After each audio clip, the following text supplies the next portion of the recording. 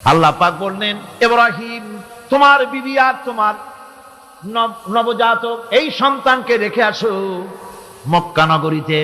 তিনি চলে গেলেন, সেখানে ঘর নাই, বাড়ি নাই, কিচ্ছু নাই, চতুর্দিকে ধুধু বালু আর মরুভূমি। হযরতে হাজরা বলছেন, ইব্রাহিম সামান্য পানি আর খাবার দিয়া আমার সন্তান শুদ্ধ এখানে রেখে যেতেছো, আমি কি অপরাধ করেছি? কোনো জবাব নাই। দুইবার তিনবার বলার পরে হাজরা বলছেন, ইব্রাহিম গো, তবে কি আমার আল্লাহর হুকুম মতো আমারে রেখে যাচ্ছ নাকি?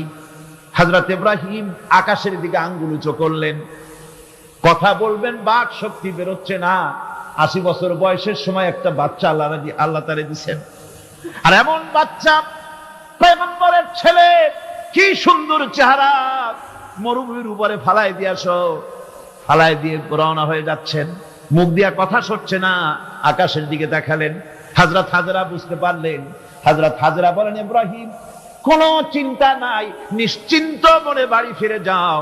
আমি আমার আল্লাহর উপরে এতটা ভরসা করি, আল্লাহর হুকুমে যদি আমার এখানে রেখে যেয়ে থাকো, ওই আল্লাহ পাক আমাকে আর আমার কলিজার টুকরা ইসমাইলকে পানিতে আর খাবারে মারবেন না। আল্লাহ পাক অর্ডার করলেন, জবাহ করো ছেলেকে।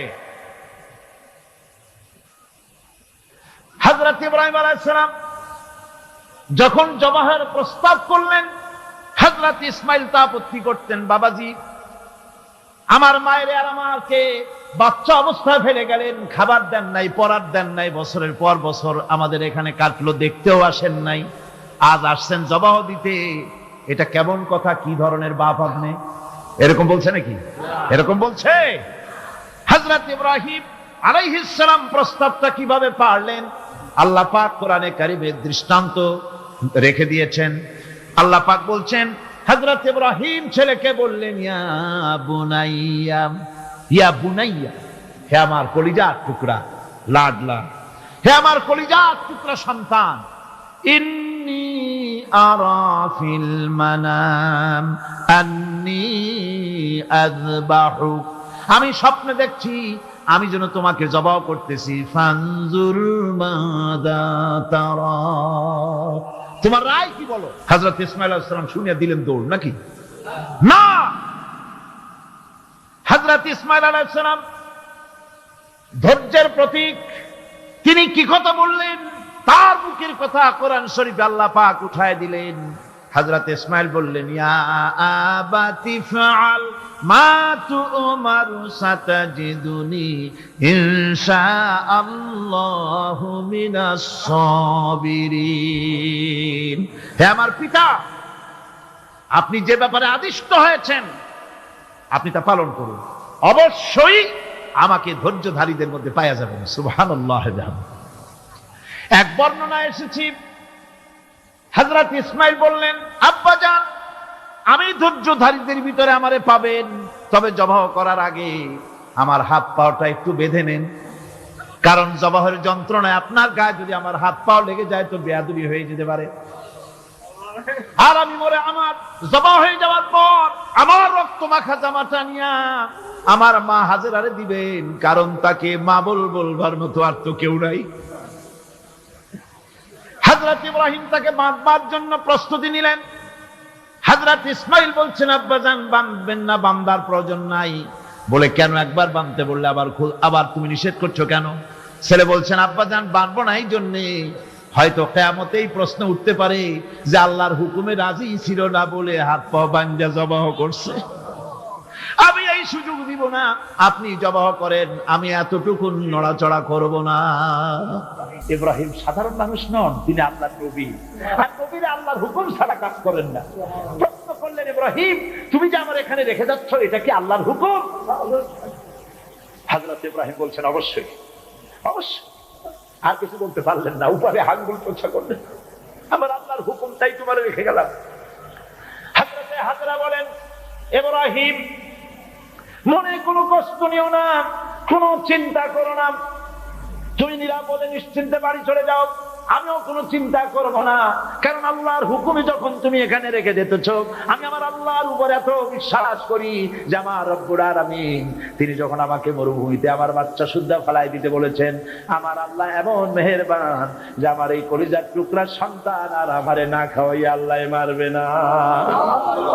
আমল, এই দৌড় আল্লাহর কাছে এমন পছন্দ হয়ে গেল, কিয়ামত পর্যন্ত সমস্ত হাজীদের জন্য আল্লাহ ওয়াজিব করে দিল, দৌড়াও। আমার হাজারা যেমন দৌড়াইছে সেই রকম দৌড়াও। সুবহানাল্লাহ। ইসমাইল না খেয়ে মরছে, পানির অভাবে মরছে, হযরতে জিবরাইলকে আল্লাহ পাঠায় দিলেন, আমার ইসমাইলের পায়ের গুতা যেখানে লাগতেছে তুমি গিয়ে সেখানে পায়ে আঘাত করো। হযরতে জিবরাইল পায়ের আঘাত করলেন, সেখান থেকে পানি ছিটকে বেরিয়ে চলে আসলো। জব জব, থাম থাম। হযরতে হাজরা এসে দেখেন পানি চিকচিক করতেছে চতুর্দিকে, পানি থামানো যায় না, চতুর্দিকে পাথর দিয়ে বেড়া দিতে তাও থামে না। তারপরে তিনি বলছেন জাম জাম, মানে থাম থাম। পানি থেমে গেল, কিন্তু পানির উৎস থামলো না। সেই পানি পৃথিবীর কোটি কোটি মানুষ আজ পান করে, লক্ষ লক্ষ মানুষ এই পানি দিয়ে গোসল করে, উযু করে। লক্ষ লক্ষ গ্যালন পানি প্রতি বছর সারা দেশে ছড়িয়ে যায়। দরিয়া ফুরায় যাওয়ার কথা, কিন্তু কুয়া ফুরায় না। সুবহানাল্লাহ। আল্লাহর কুদরত কাকে বলে? এগুলো কি কপাল পোড়াদের কিসমতে হবে? কপাল পোড়াদের কিসমতে হবে? আল্লাহ পাক ইমানদার মুমিনদের জন্য সমস্ত নিয়ামত রেখে দিয়েছেন।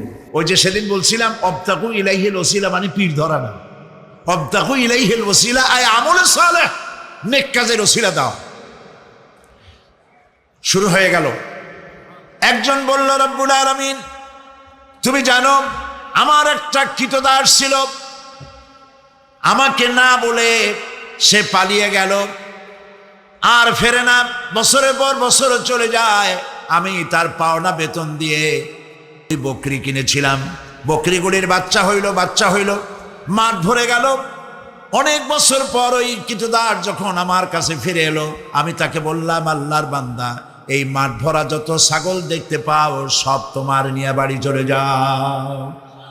সে বলল, মালিক আপনি কি আমার সাথে তামসা করছেন?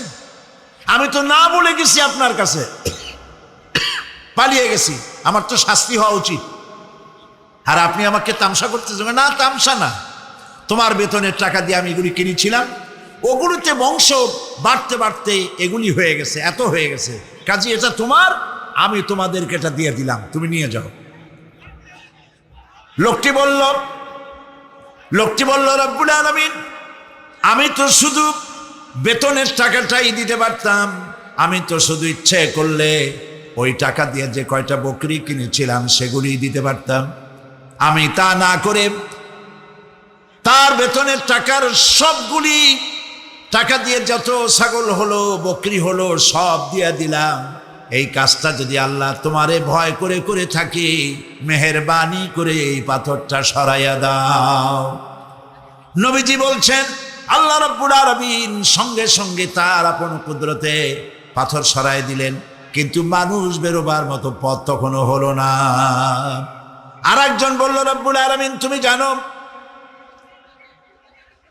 আমি এক সুন্দরী যুবতী নারীর প্রতি আকৃষ্ট হলাম, তাকে আমি কুপ্রস্তাব দিলাম, কোনো ক্রমে রাজি করতে পারি নাই, বহু টাকার বিনিময় আমি যখন তাকে রাজি করেছি, আর নির্জন জায়গায় যখন আমি তাকে উপভোগ করতে যেতেছি, তখন ওই যুবতী মেয়ে আমাকে বলল, আল্লাহর বান্দা তুমি আল্লাহরে ভয় করো, দুনিয়ার কেউ দেখতেছে না, আল্লাহ দেখতেছে, আল্লাহরে ভয় করো। আর রব্বুল আলামিন আমার দীর্ঘদিনের এই আশা, এত টাকা দিলাম, এর বিনিময়ে আমি যখন আমার কুপ্রবৃত্তিকে চরিতার্থ করতে যাব, এমন সময় যখন ওই মহিলা যখন বলল আল্লাহরে ভয় করো, তোমার ভয় আমার মনের মধ্যে এতটা গালিব হয়ে গেল, আমি এটাকে ছেড়ে দিয়ে তওবা করে দূরে পালাইয়া গেলাম। আয় আল্লাহ তাআলা, এই কাজটি যদি তোমাকে ভয় করে করে থাকি, তাহলে তুমি মেহেরবানি করে পাথরটারে সরাইয়া দাও। নবীজি বলছেন, সঙ্গে সঙ্গে পাথর আরো একটু সরে গেল, কিন্তু তখনও মানুষ বেরিয়ে যাওয়ার মতো পথ হয় নাই। তৃতীয় ব্যক্তি বলল, রব্বুল আলামিন তুমি জানো আমি গরিব মানুষ, কয়েকদিন পর্যন্ত বহু চেষ্টা করেও কিছু সংগ্রহ করতে পারি নাই, ছেলে মেয়ে না খাওয়া, আমার বুড়ি মা না খাওয়া, আমার স্ত্রী না খাওয়া, সারাদিন কাজ করে কিছু পাই নাই। যখন আমি বাড়ি ফিরলাম গভীর রাত্রি, স্ত্রী জিজ্ঞেস করলো কিছু পেয়েছো নাকি? আমি বললাম কিছু পাই নাই। স্ত্রী তখন আমাকে বলল, আমার যে বকরি ছিল ওই বকরি দহন করে সামান্য একটু দুধ, 1 গ্লাস দুধ গরম করে রেখেছি, তোমার মায়েরে দেই নাই, বাচ্চাদের দেই নাই, আমি নিজে খাই নাই, তুমি কষ্ট করেছো, তুমি খাও। লোকটি বলল, রব্বুল আলামিন আমার ওই দুধের গ্লাস হাতে নিয়ে স্ত্রীর ক্ষুধার্ত চেহারা দেখে আমার মনের মধ্যে মায়া ঠিকই হলো, কিন্তু দুধ আমি তারে দিলাম না। আমার কলিজার টুকরা সন্তানগুলির দিকে ক্ষুধাকৃষ্ট চক্ষু কুটরাগত ক্ষুধার জ্বালায় অস্থির বাচ্চাগুলি, তাদের দিকে তাকালাম, বেদনায় কলিজা ভরে উঠল, দুধ আমি তাদেরও দিলাম না। এবার চলে গেলাম আমার মায়ের রুমে, যে দেখলাম আমার বুড়ি বাপ 2-3 দিন অনাহারে, মা আমার ক্ষুধায় পড়ে আছেন বিছানায়। আমি আমার সন্তানের দিকে তাকালাম, আমার স্ত্রীর দিকে তাকালাম, নিজেরও পেট, আমার পেটেও দারুণ ক্ষুধা, কাউকে দুধ দিলাম না। আমার মায়েরে ঘুমের থেকে জাগাইয়া পাশে বসাইয়া সবটুকুন দুধ আমার মায়েরে খাওয়াইয়া দিয়েছিলাম। আল্লাহ পাককে ভয় করা, ভয় করে চলার একটি দৃষ্টান্ত, এভাবে অনেক দৃষ্টান্ত হাদিস শরীফের মধ্যে এবং কোরআনের মধ্যে রয়েছে। প্রিয় ভাই সব, মানুষের মর্যাদা টাকায় বাড়ে না। আপনি সৈয়দ বংশের লোক, এটা দেখার আল্লাহর কোনো জরুরত নাই। আপনি বড় আলেম, এটা দেখার জরুরত আল্লাহর নাই। আপনি প্রধানমন্ত্রী, আপনি প্রেসিডেন্ট, দেখার কোনো দরকার আল্লাহ পাকের নাই। কোন পয়গম্বরের বাপ, কোন পয়গম্বরের মা, কোন পয়গম্বরের স্ত্রী, তাও দেখার দরকার নাই আল্লাহ পাকের। আল্লাহ পাকের কাছে মর্যাদা, ইন্না আকরামাকুম ইনদাল্লাহি আতকাকুম। তোমাদের মধ্যে আল্লাহর কাছে মর্যাদা হচ্ছে সেই ব্যক্তির, যে ব্যক্তি তোমাদের মধ্যে সব থেকে বেশি আল্লাহ পাককে ভয় করে। সুবহানাল্লাহ বলি। এই ধরনের যারা আল্লাহ পাককে ভয় করে চলবে জীবনের সকল ক্ষেত্রে, সকল ক্ষেত্রে ভয় করবে, শুধু এক ক্ষেত্রে না, সব জায়গায়। এর জন্য ট্রান্সপারেন্সি, স্বচ্ছতা, জবাবদেহিতা, শুধুমাত্র ঊর্ধ্বতন কর্মকর্তার কাছে জবাবদেহিতা নয়, শুধু গভর্নমেন্টের কাছে জবাবদেহিতা নয়, সব থেকে বড় জবাবদেহিতা কার কাছে বলেন? চিল্লায় বলুন। আল্লাহ পাকের কাছে জবাবদেহিতা সব থেকে বড় জিনিস। এই কথাটি মনে রেখে যদি আমরা চলতে পারি, তাহলে আমাদের জীবন সুন্দর হবে, ভালো হবে। অবশ্যই ভালো কাজ করবেন, চুরি করবেন না, ডাকাতি করবেন না, গভর্নমেন্টের গম বেচবেন না, গম চুরি করে খাবেন না। মানুষেরা, এই যে একবার আমি চট্টগ্রামে কোন জায়গায় যেন আমার মনে নাই, একটা জানাজায় শরীক হয়েছিলাম। সমস্ত সমুদ্র আর মহাসমুদ্রের পানি যদি কালি হয়ে যায়, আর তাই দিয়ে যদি আমার রবের কালামের ব্যাখ্যা লেখা যদি শুরু হয়ে যায়, লিখতে লিখতে তামাম পৃথিবীর সমস্ত পানি শেষ হয়ে যাবে, আমার আল্লাহ রব্বুল আলামিনের কালেমার ব্যাখ্যা লেখা শেষ হবে না। এ হচ্ছে সে আজিম কিতাব। কি দুর্ভাগ্য আমাদের, এত বড় কিতাব, এর দ্বারা শিক্ষা নিতে পারলাম না। প্রিয় ভাই সব, এই কিতাব দিয়েই, এই কিতাবের কারণেই তদানীন্তন পৃথিবীর super power, Roman empire, Persian empire, Nabi Karim সাল্লাল্লাহু আলাইহি সাল্লামের সাহাবায়ে কেরামের কদমের উপরে চুমা খাইছিল। সুবহানাল্লাহ। আজ আমরা লাথি খাই, আর ওই সময় আমাদের পায়ে ওরা চুমা খাইতো। আজকে রোমান এম্পায়ার, পার্সিয়ান এম্পায়ার যেমন সুপার পাওয়ার, সেই যুগে আজকের super power America, German, Japan, Britain, এরা হলো সুপার পাওয়ার। সেই যুগের সুপার পাওয়ারেরা মুসলমানদের পায়ে চুমা খাইতো, আর আজকের সুপার পাওয়ারেরা আমাদেরকে মারে। কথা ঠিক কিনা? এই মার কেন খাইতেছে? সিংহের মাথার উপরে বিড়ালেরা আজ লাফালাফি করতেছে। মুসলমানেরা সিংহের জাত, খালিদ বিন ওলীদের উত্তরসূরি, সালাউদ্দিন আইয়ুবের উত্তরসূরি, শহীদ তিতুমীরের উত্তরসূরি, তাদের মাথার উপরে বুশ আর শ্যারনের মতো বাঁদরেরা মুসলমানের মাথায় লাফাচ্ছে। মুসলমানদের বদকিসমত, শাহাদাত কি তামান্না ভুল গেই। এ মুসলিম মিল্লাত শাহাদাতের তামান্না কলিজা থেকে উঠে গিয়েছে। তসবিহ কি দানों में जन्नत ढूंढ रही, তসবির দানা গনে কোন বেহেশতে যাব, কোন বেহেশতে যাব, কোন বেহেশতে যাব। জান্নাতের তসবির দানার ভিতরে জান্নাত পাওয়া যায় না। তাহলে রাসূলুল্লাহ বলে যেতেন, নবী করিম সাল্লাল্লাহু আলাইহি সাল্লাম বলেছেন, আল জান্নাতু তাহতা জিলালিস সায়ুফ, জান্নাত হচ্ছে তরবারির ছায়াতলে। যতদিন মুসলমানদের হাতে ছিল কোরআন আর তরবারি, ততদিন ছিল মুসলমানদের বিজয়ের কাল। বিশ্বকবি, কবি সম্রাট বিশ্বকবি ডক্টর আল্লামা ইকবাল, আল্লাহ জান্নাতুল ফিরদাউস নসিব করুন, তিনি বলেছেন কি আজ এই জাতির মুসলিম মিল্লাতে অরুজ এবং জওয়াল, উত্থান আর পতনের ইতিহাস শুনাই। এই কপাল পোড়া যন্ত্রগুলি যখন মুসলমানদের হাতে এসেছে, কোরআন আর তরবারির পরিবর্তে কপাল পোড়া শুরু হয়েছে সেই দিন থেকে। প্রিয় ভাই সব, এটা একটা আলাদা বক্তৃতা, সেদিকে আমি যাব না। আমি আপনাদেরকে তাফসীর শোনাবো ইনশাআল্লাহ। বলি ইনশাআল্লাহ। যেখান থেকে শেষ করছিলাম কাল, তারপরের থেকে শুরু হবে। শয়তানের ওয়াসওয়াসা থেকে পানাহ চাই নেই। আর একটু বলে নেই, নিতান্ত মানুষ তো আমরা, পেশাব পায়খানার জরুরত হতে পারে, ঠিক কিনা বলে।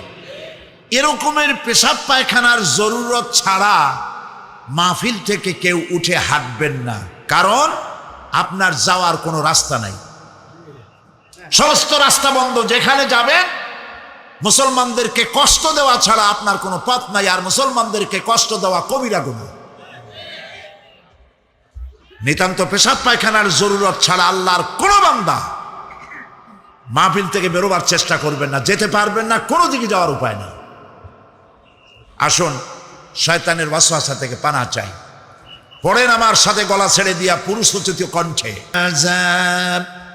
حدائق وأعنابا وكواعب أترابا وكأسا دحاقا لا يسمعون فيها لغوا ولا كذابا جزاء من ربك عطاء حسابا رب السماوات والأرض وما بينهما الرحمن لا يملكون منه خطابا صدق الله العظيم سورة النبأ ইন্না লিল মুত্তাকিনা মাফাজা, অবশ্যই মুত্তাকিদের জন্য রয়েছে সাফল্যের একটি স্থান। হাদাইকা ওয়া আ'নাবা ওয়া কাওয়াইবা আতরাবা, বাগবাগিচা, আঙ্গুর, নবযৌবনা সমবয়সী তরুণী বৃন্দ এবং রয়েছে উচ্ছ্বসিত পান পাত্র। লা ইয়াসমাউনা ফিহা লাগবান ওয়ালা কিযাবা, সেখানে তারা কোনো আজে বাজে মিথ্যে কথা শুনতে পাবে না। জাযাআম মির রাব্বিকা আতাআন হিসাবা, তোমাদের রবের পক্ষ থেকে এছাড়াও রয়েছে যথেষ্ট প্রতিদান এবং পুরস্কার। রব্বিস সামাওয়াতি ওয়াল আরদি ওয়া মা বাইনাহুমার রহমান লা ইয়ামলিকুনা মিনহু খিতাবা, এসব পুরস্কার রয়েছে তোমাদের সেই রবের পক্ষ থেকে যিনি আকাশ আর জমিনের আর এর মধ্যস্থিত সব কিছুর মালিক, যার সামনে কথা বলার সাহস কারো থাকবে না। আমি গতকাল বলেছি, কোরআনে কারিমে আল্লাহ পাক যেখানেই নিজের নাম বলেছেন জব্বার, কাহ্হার, সেখানে আল্লাহ পাক নিজের নামের পরিচয় দিয়েছেন রহমান রাহিম, পরপরই বলেছেন যাতে বান্দারা ঘাবড়ে না যায়। যেখানেই বলেছেন জাহান্নামের কথা, সাথে সাথে আবার আল্লাহ পাক বলেছেন জান্নাতের কথা। যেখানেই বলেছেন আযাবের কথা, সাথে সাথেই বলেছেন রহমতের কথা। সুবহানাল্লাহ বলবেন না? গতকাল আমরা শুনেছি জাহান্নামের কথা, ঠিক না? আজকে আল্লাহ পাক বলছেন আমি মুত্তাকিদের জন্য বিরাট সাফল্য রেখেছি। মূল সাফল্য কিন্তু পৃথিবীতে না, আসল সাফল্যের জায়গা কোথায়? পরকালে। বলেন আসল সাফল্য কোথায়? পরকালে। কত বড় মন্ত্রী হইলেন, কত বড় ডাক সেটে নেতা হলেন, কোন দেশের প্রধানমন্ত্রী হলেন, কত টাকার মালিক হলেন, এটাই আপনার সফলতা আর বিফলতার মানদণ্ড নয়। আসল সাফল্যের মানদণ্ড কিয়ামতের দিন আল্লাহ রাব্বুল আলামিন আপনার সাথে কি ব্যবহার করবেন, ওটার উপরই সফলতা নির্ভর করবে, বিফলতা নির্ভর করবে। প্রিয় ভাই সব, কিয়ামতের সাফল্য শুধুমাত্র মুত্তাকিদের জন্য। কাদের জন্য বলুন? মুত্তাকিদের জন্য। আরবি ভাষায় তাকওয়া বলে একটি শব্দ আছে। এই তাকওয়া শব্দের অর্থ হচ্ছে বিরত থাকা, বেঁচে চলা, সতর্ক হওয়া এবং সাবধানে চলাফেরা করা। এটার নামই হচ্ছে তাকওয়া। একটিমাত্র জিনিস যদি মানুষের মধ্যে থাকে, সে মানুষটি ফেরেশতার চাইতে বেশি মর্যাদা সম্পন্ন হয়ে যায়। আর ওই জিনিসটি না থাকলে পরে শয়তানের চাইতে লোকটি নিকৃষ্ট হয়ে যায়। বলেন তো জিনিসটার নাম কি? তাকওয়া। বলেন না নাম কি? তাকওয়া। এই তাকওয়া দিয়েই, এই তাকওয়া যার ভিতরে সৃষ্টি হয়, সে ভালো কাজ করার জন্য উৎসাহিত হতে পারে। এই জন্য আল্লাহ রাব্বুল আলামিন বলেছেন ফাত্তাকুল্লাহা মাস্তাতাতুম, আল্লাহ পাককে ভয় করো, যতটা ভয় করা সম্ভব অতটাই ভয় করো। সেই রাস্তার দুই দিকে আছে কাঁটা যুক্ত লতা পাতা। এরকম একটা রাস্তা দিয়ে যখন আপনি যাবেন, তখন আপনি বলুন তো, তখন আপনি বলেন কিভাবে যাবেন? আপনার গায়ে জামা আছে, চাদর আছে, রাস্তাটা খুব ন্যারো, দুই দিকে কাঁটা যুক্ত লতা পাতা। বেতের গাছ দেখছেন? বেত, ওই রকমের বেতের কাঁটা যুক্ত লতা পাতা আছে। যাবেন কেমনে? যাওয়ার সময় জামা কাপড় খুব আঁটশত করে সতর্ক হয়ে আপনি যাবেন, যাতে কাঁটা লেগে আপনার জামা না ছেড়ে, আপনার গায়ের চামড়া না ছেড়ে। এটার নামই হচ্ছে তাকওয়া। সতর্কতা অবলম্বন করে চলা। এটার একটা দৃষ্টান্ত আমি এইভাবে দেই। বাইন মাছ তো আমরা সবাই কম বেশি লোকেরা খায়। চট্টগ্রামে বাইন মাছরে কি বলে? যাক, অন্তত একটা মাছের নামে আমরা এক আছি, বাইন মাছ। এই বাইন মাছ থাকে কোথায় বলেন তো? কাদার মধ্যে থাকে। যারা বাইন মাছ ধরেছে তাদের মুখে শুনেছি যে বাইন মাছ যতই কাদার মধ্যে দিয়ে টাইনা বাইর করলাম, এর গায়ে কোনোদিন কাদা দেখি নেই। তা শুধু খাবেন না, ওর কাছ থেকে অন্তত তাকওয়ার শিক্ষাটা নিবেন। ও কাদায় থাকে, তাকওয়ার কারণে কাদা ওর গায়ে লাগে না। তাকওয়া মানে বেঁচে চলা, সতর্ক হওয়া। সতর্ক থাকে, গায়ে লাগলো না। আপনিও আপনার সমাজকে পরিচ্ছন্ন বানাবেন, নিজেও পরিচ্ছন্ন থাকবেন, আল্লাহকে ভয় করে চলবেন, সতর্ক হবেন। এটার নামই তাকওয়া। দেখুন আল্লাহ রাব্বুল আলামিন বলছেন,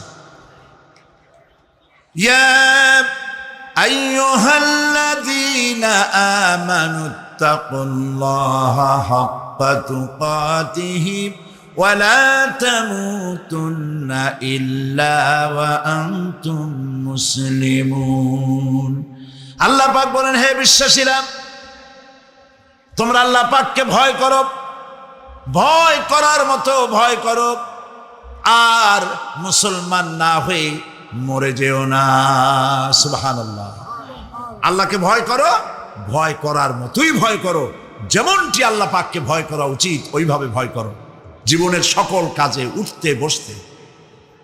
বনী ইসরাইলের 3 জন লোক একবার রওনা হয়েছিল কোথাও। যাওয়ার পথে তারা এক পাহাড়ি এলাকা দিয়ে যাচ্ছে। ঝড় শুরু হলো।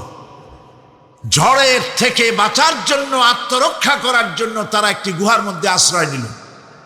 হঠাৎ করে বিশাল এক প্রস্তর খণ্ড উপার থেকে গড়াতে গড়াতে এসে গুহার মুখকে বন্ধ করে দিল। এখন 3 জন লোকের একজনও এখান থেকে বেরোবার আর কোনো পথ নাই। 3 জন লোক মরে যাবে, জীবন সম্পর্কে হতাশ হয়ে তারা কাঁদাকাটি শুরু করলো। মুরব্বী যিনি ছিলেন তিনি বললেন, কান্দা তো কোনো লাভ নাই, মরবো তো বটেই, কিন্তু আসো নেক আমল করে যদি কিছু থাকি, আল্লাহকে ভয় করে কোন আমল যদি করে থাকি, চলো সেই আমলটা দিয়ে আল্লাহ পাকের কাছে ওসিলা দিয়ে মাপ চাই। জানাজা শেষে, বহু বছর আগের কথা, জানাজা শেষে ইমাম সাহেব সকলের দিকে তাকাইয়া জিজ্ঞেস করলো, কেন আসিল? লোকেরা বলল, গম আসিল। তা আমি তখন প্রথম চট্টগ্রামে আসছি, আমি ওই অর্থই বুঝি নেই। আমি জিজ্ঞেস করলাম ইমাম সাহেবকে, সবাই চলে যাওয়ার পর বললাম, মৌলানা সাহেব আপনি বললেন কেন আসিল, এটার অর্থটা আমি ভালো বুঝি নেই। আর গম আসিল, তো জানাজার মধ্যে গমের সম্পর্ক কি? চাউল গম এগুলি তো মানুষে খায়। উনি বললেন যে কেন আসিল মানে লোকটা কেমন আসিল। লোকেরা জবাব দিল গম আসিল, তার মানে ভালো ছিল। তা বললাম তাতে হইল কি? কয়েছে হলো এই, এতগুলি মানুষে বললো ভালো, আল্লাহ বলবে ভালো, জান্নাত দিয়ে দিবে। আমি বললাম, আল্লাহ সম্পর্কে আপনার এই রকমের ধারণা?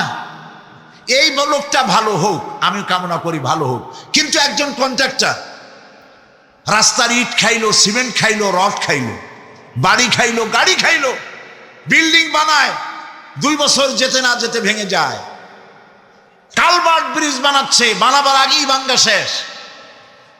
এই লোকটা এই রকমের যে টাকা মারলো, সরকারের টাকা, জনগণের টাকা মারলো, সর্বনাশ করলো, মিথ্যা সাক্ষী শিক্ষা দিল আইনজীবী হয়ে, এই যে কাজগুলি করলো, সবাই বলল লোকটা ভালো। এই মাঠ জোড়া লোক বলল এই লোক, এই মৃত্যু ব্যক্তি ভালো। আর আল্লাহ যদি বলেন এরকম একটা লোককে আল্লাহ যদি বলেন ভালো, তাহলে তিনি আহকামুল হাকিমিন হবেন কিভাবে? প্রিয় ভাই সব, লোকেরা ভালো বললে এই ভালোটা আল্লাহ গ্রহণ করেন। সেটা কিভাবে? আপনি তো জোর করে আদায় করছেন। মানুষের জিজ্ঞেস করছেন লোকটা কেমন, তার কাছ যে টাকা পাবে, তারে যে গাইলাইছে, তারে যে মারছে, সেও বলবে ভালো। এত মানুষের মধ্যে উল্টা করিয়া সে জান নিয়ে বেরবে কেমনে? কিন্তু আসল কথা কোনটি? আসল কথা হলো, একটি লোক মারা গেছে, কেউ জিজ্ঞাসা করে নাই, কানে আসা মাত্রই একজনের মুখ থেকে বেরিয়ে গেল, আহারে লোকটা বড্ড ভালো ছিল। এইটা আল্লাহ গ্রহণ করবেন, সুবহানাল্লাহ, এটাই আল্লাহ গ্রহণ করবেন। সেই জন্য এই কাজগুলি হতে হবে তাকওয়ার ভিত্তিতে, আল্লাহকে ভয় করতে হবে।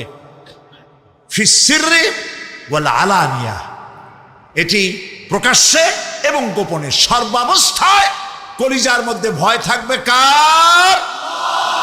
চিল্লায় বলতে হবে কার? আল্লাহ ছাড়া কাউকে ভয় করি না, মনে থাকবে। আল্লাহ ছাড়া কাউকে ভয় করব না। আল্লাহ ছাড়া, আল ঈমানু বাইনাল খাউফি ওয়ার রাদা, ঈমান হচ্ছে 2টি জিনিসের মধ্যে, ঈমান এবং আশা। ঈমান এবং আশা, ভয় এবং আশা, ভয় এবং আশা, এই 2টার মধ্যে হলো ঈমান। হযরত ওমর রাদিয়াল্লাহু তাআলা আনহু কিয়ামতের দিন তিনি বলেন, কিয়ামতের দিন আল্লাহ রাব্বুল আলামিন যদি বলেন পৃথিবীর সমস্ত মানুষ জান্নাতে চলে যাবে, একটা মানুষ মাত্রই জাহান্নামে যাবে, আমি আল্লাহ পাককে এত ভয় পাই, হতে পারে সেই ব্যক্তি আমি ওমর হয়ে যেতে পারি। আর যদি কিয়ামতের দিন আল্লাহ রাব্বুল আলামিন বলেন একটি মাত্র মানুষ জান্নাতে যাবে আর সব জাহান্নামে যাবে, আমি আমার আল্লাহকে এত আশা করি, এতই তার উপরে আশা রাখি যে সেই ব্যক্তি আমি ওমর হয়ে যেতে পারি। ভয় এবং আশা, এই 2টির ভিতরেই হয়েছে ঈমান। এই ধরনের পৃথিবীতে আল্লাহকে ভয় করে যারা চলবে, যা পাইলো ওর উপরে নিজেকে সীমাবদ্ধ রাখলো, বাড়াইলো না। প্রিয় ভাই সব, রমজান মাস আসছিল, আবার চলেও গেল, ঠিক কিনা? কি জন্য আসছিল? আমরা যেন ইফতারিতে জম্মের খাওয়া খাইতে পারি, এই জন্যে। রমজান মুবারকে সারাদিন রোজা রেখে ইফতারিতে মানুষ যা খাইল, সুবহানাল্লাহ। পেঁয়াজি, সুবহানাল্লাহ, পিছন থেকেও বলতেছে, পেঁয়াজি, বেগুনি, ছোলা, মুড়ি, তরমুজ, আম, কাঁঠাল, এত খাওয়া খাইলো। কয় যে হুজুর এত ক্ষুধা লাগে ইফতারের সময়, মনে হয় খাওয়া যদি যাইতো তাহলে জগ আর গেলাসও খাইতাম। তাহলে সারাদিন যা না খাইছিল ওইটা ওইখানে আদায় করে নিল। আচ্ছা, রোজা কি আসছিল আপনার এই ইফতারির মজা খাওয়াবার জন্য? কি জন্য আসছিল বলেন তো একটু? রোজার দিনে মানুষ মিথ্যা কথা বলে না, ঠিক কিনা? সব সময় মিথ্যা বলে। এই লোকটিও যদি দিনের বেলায় কোনো লোক আসে এমন যার সাথে মিথ্যা বলাই লাগে, বলে যে ভাই এখন আমি খুব বিজি, মাগরিবের পরে আসো, তাহলে বোঝা গেল লোকটা ভয় করছে, একটু একটু হইলেও ভয় করছে। রোজা আসলো ভয় সৃষ্টি করার জন্য, ভয় করতে পারলাম না, ওজনে কম দিলাম, খাদ্যে ভেজাল দিলাম, মিথ্যা কথা বললাম সমানে। প্রিয় ভাই সব, আল্লাহরে ভয় করুন। যারা ব্যবসায়ী ওজনে কম দিয়া প্রতিদিন 5 গ্রাম, আগে তো 6 টাকা বলতাম আমরা, এখন কি বলে? গ্রাম, 20 গ্রাম, 14 গ্রাম। তো এই যে গ্রাম, 500 গ্রাম, নানান রকমের গ্রাম, এই কয় গ্রাম করিয়া জীবনে কয় মন বাঁচাবেন? কয় মন বাঁচাবেন? আর এর দ্বারা আপনার হবে কি? মাপে কম দিলেন, ওজনে কম দিলেন, খাদ্যে ভেজাল দিলেন, চাউলে ভেজাল, ঘিতে ভেজাল, তেলে ভেজাল, সমানে দিতে থাকলেন। আহারে, যাওয়ার সময়, মৃত্যুর সময় সাথে কিছু নিয়ে যেতে পারবেন? পারবেন না। এখানে আল্লাহ পাককে ভয় করুন। ব্যবসায় বরকত দেওয়ার মালিক কে? জোরে বলেন কে? আল্লাহ রাব্বুল আলামিন বরকত দেওয়ার মালিক। এইটা বিশ্বাস করে আল্লাহকে ভয় করুন। ব্যবসায়ী ভাইরা নিয়ত করুন, ওজনে কম দেব না, খাদ্যে ভেজাল দেব না, মিথ্যে কথা বলবো না। এই তাফসীর শোনার দাম হবে। যারা চাকরি করেন তারা ওয়াদা করুন, সরকার যে বেতন দেয় সেই বেতন দিয়ে যেমন করে হোক কষ্ট করে জীবন যাপন করতে হলেও করব, হারাম ঘুষ খাবো না। ঘুষ খাওয়া হারাম, শূকরের মাংস খাওয়া যেমন হারাম, ঘুষের একটি পয়সাও থেকে শুরু করে কোটি কোটি টাকা পর্যন্ত তেমন হারাম। পুলিশ দেখে না, এন্টি করাপশন ডিপার্টমেন্ট দেখে না, গোয়েন্দা বিভাগের কেউ দেখে না, কিন্তু আল্লাহর চোখে ফাঁকি দেওয়া যাবে না। এটার নাম হলো তাকওয়া। এই আল্লাহকে ভয় যদি করতে পারি তাহলে পরিচয় হবে মুত্তাকি। আর কোরআন আসছে মুত্তাকিদের জন্য। ইবাদত করলে পরে তাকওয়ার সৃষ্টি হবে, রোজা রাখলে পরে তাকওয়ার সৃষ্টি হবে। আল্লাহকে ভয় করাটার নামই হলো তাকওয়া।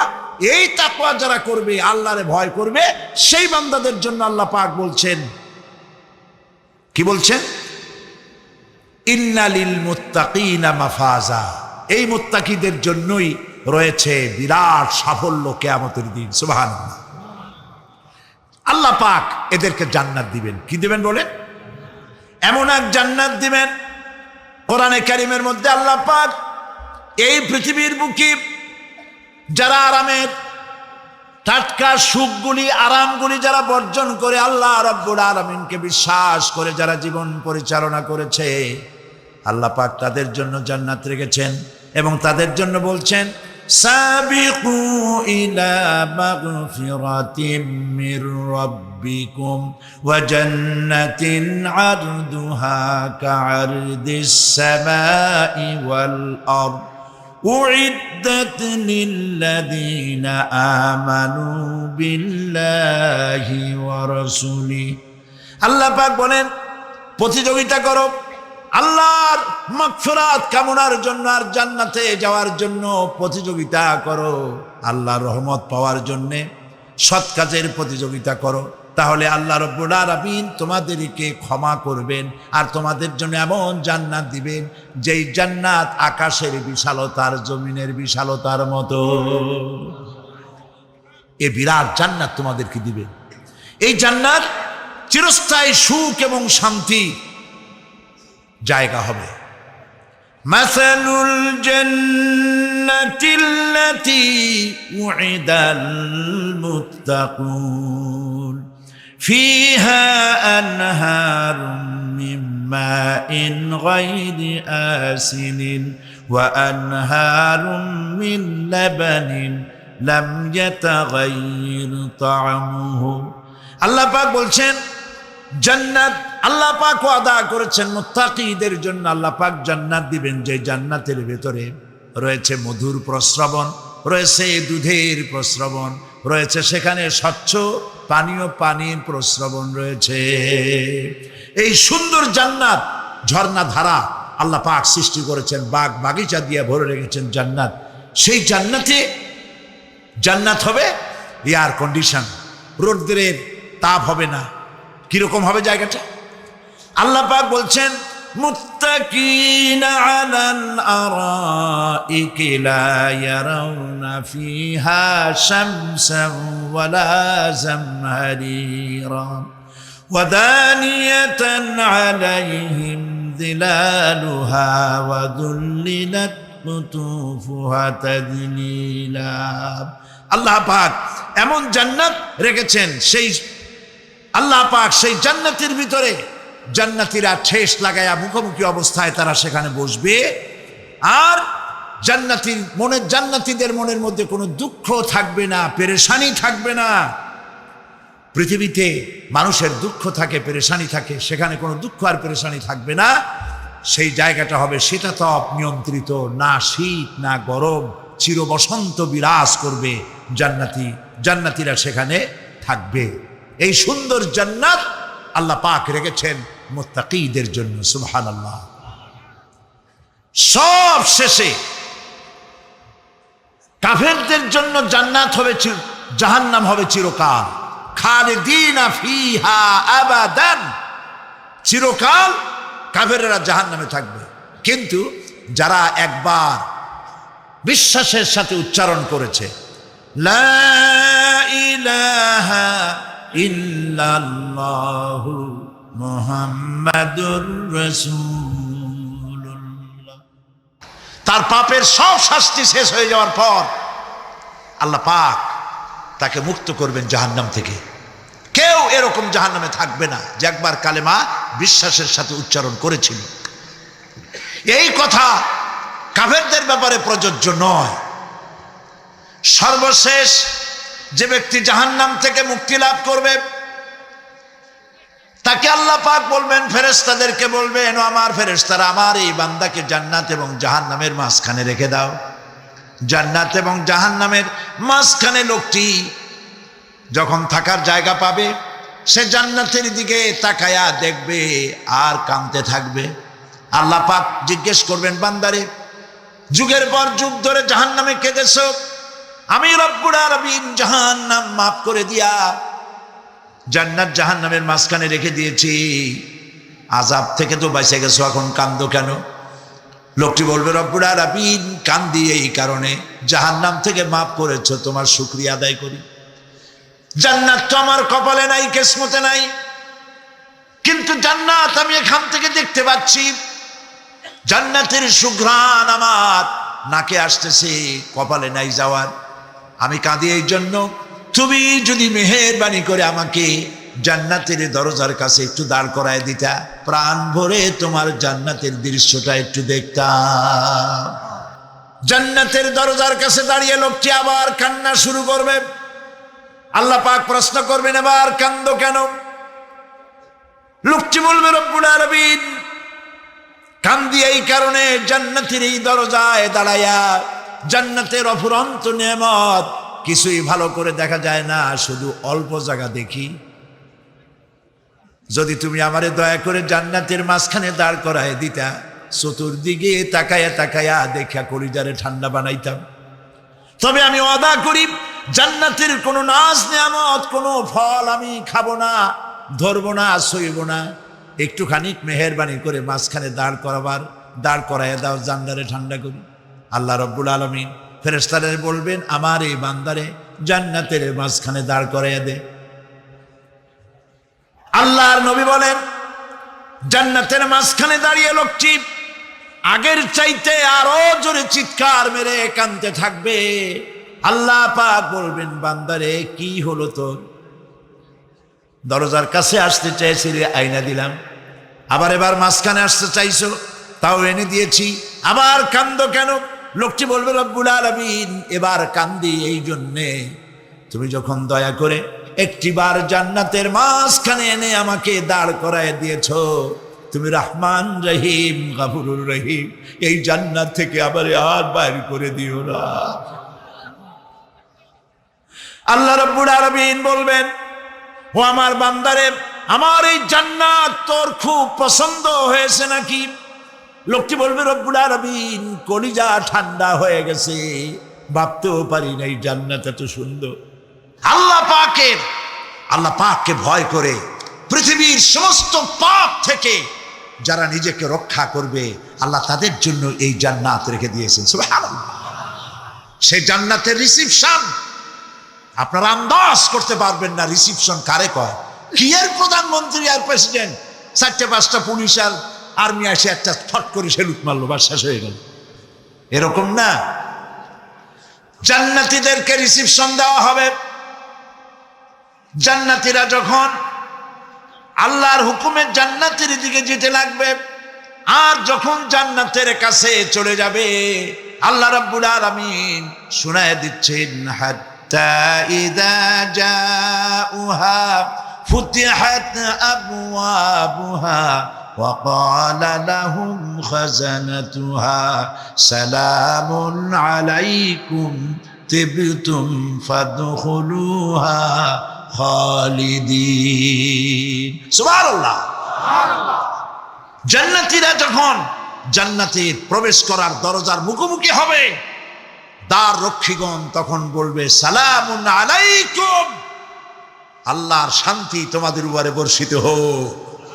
সুবহানাল্লাহ। দুনিয়ার টাটকা টাটকা সুখগুলি 2 পা দিয়ে ঠেলে দিয়েছো, টাটকা সুখগুলি গ্রহণ করো নাই, হারাম খাও নাই, আল্লাহর দ্বীন কায়েমের জন্য রক্ত দিয়েছো, জীবন দিয়েছো, কষ্ট করেছো, আল্লাহকে ভয় করেছো। আমাদের সালাম গ্রহণ করো, জান্নাতের মধ্যে ঢুকে যাও চিরকালের জন্য। সুবহানাল্লাহ। আর বাইরে হওয়া লাগবে না, চিরকাল এই জান্নাতের মধ্যে তোমরা বসবাস করতে পারবে, আল্লাহ রাব্বুল আলামিনের ফেরেশতারা বলে দিবেন। জান্নাতের মধ্যে আল্লাহ পাক হুরদের সঙ্গে জান্নাতীদের বিয়ের ব্যবস্থা করে দিবেন। কোরআনে কারিমে আল্লাহ পাক বলেন, মুত্তাকিইনা আলা সুরুরিম মাসফুফাতিন ওয়া যাওয়াজনাহুম বিহুরিন ঈন। যেসব হুরের সঙ্গে বিয়ে হবে তাদের আল্লাহ পাক বিবরণ দিচ্ছেন কি রকম হবে তারা। লাম ইয়াতমিসহুন্না ইনসুন ওয়ালা জান, এর পূর্বে জিন এবং ইনসান এদেরকে কেউ স্পর্শ করে নাই। কিরকম তারা? কাআন্নাহুন্নাল ইয়াকুতু ওয়াল মারজান, যেমন ঝিনুকের ভিতরে মণিমুক্তা থাকে, এইভাবে আল্লাহ পাক তাদেরকে পবিত্র করে রেখে দিয়েছেন। আমার প্রিয় ভাইয়েরা, আল্লাহ রাব্বুল আলামিন কোরআনে কারীমের ভিতরে বলেছেন, ফাবিআইয়ি আলা'i রাব্বিকুমা তুকাযযিবান। জান্নাত দান করে আল্লাহ পাক এবার জান্নাতীদেরকে সম্বোধন করে বলবেন, ইয়া ইবাদি লা খাউফুন আলাইকুমুল ইয়াওমা ওয়ালা আনতুম তাহজানুন। হে আমার বান্দারা, লা খাউফুন আলাইকুমুল ইয়াওম, আজ আর কোনো ভয় নাই। সুবহানাল্লাহ, সুবহানাল্লাহ। আজ আর কোনো ভয় নাই, কোনো চিন্তাও নাই, আরামে এই জান্নাতের মধ্যে বসবাস করো। এরপরে আল্লাহ পাক জিজ্ঞেস করবেন, ও আমার জান্নাতীরা, আমি যেসব ওয়াদা করছিলাম আমার ওয়াদা মোতাবেক সমস্ত নিয়ামত পেয়েছো? তারা বলবে, হ্যাঁ পেয়েছি, সব নিয়ামত আপনার ওয়াদা মোতাবেক সব পেয়েছি। আল্লাহ রাব্বুল আলামিন বলবেন, সব পাও নাই, ওয়ালাদাইনা মাজিদ, আমার কাছে আরো বেশি আছে। জান্নাতীরা বুঝবে না সে আরো বেশিটা কি, এর থেকে আর বেশি কি। প্রিয় ভাই সব, নবী করিম সাল্লাল্লাহু আলাইহি সাল্লাম বলেছেন, জান্নাতের সুখ আর শান্তি কোন চোখ নাই যা দেখেছে, যা কোন অন্তঃকরণ নাই যা কল্পনা করতে পেরেছে। এই জান্নাত মুত্তাকিদের জন্য আল্লাহ রাখছেন, সুবহানাল্লাহ। জান্নাতীরা ভাবতেও পারবে না সেই নিয়ামতগুলি কি। প্রিয় ভাই সব, সেই মুহূর্তে আল্লাহর নবী মুহাম্মদ রাসূলুল্লাহ সাল্লাল্লাহু আলাইহি ওয়াসাল্লাম বলবেন, রব্বুল আলামিন, আমার উম্মতেরা জান্নাতীরা বুঝতে পারে নাই আপনার কাছে কি নিয়ামত আরো বেশি আছে। আমার এই উম্মতেরা জান্নাতীরা আপনার ওয়াদা মোতাবেক সব পেয়েছে, কিন্তু একটি জিনিস এখনো তাদের কিসমতে হয় নাই।